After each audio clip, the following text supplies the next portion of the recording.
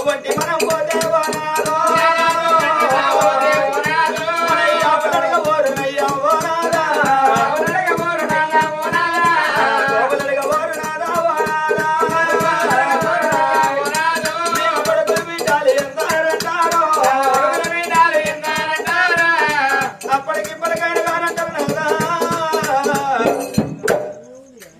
బాలు లేని అటువంటి బంగులాలు ఎందుకు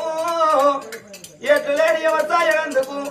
గోడలు లేని కొట్టం ఎందుకు నిండని బండని చెరువెందుకు పూయని కాయని చెట్టు ఎందుకు కనిపెంచని ఆడిదెందుకంటారమ్మా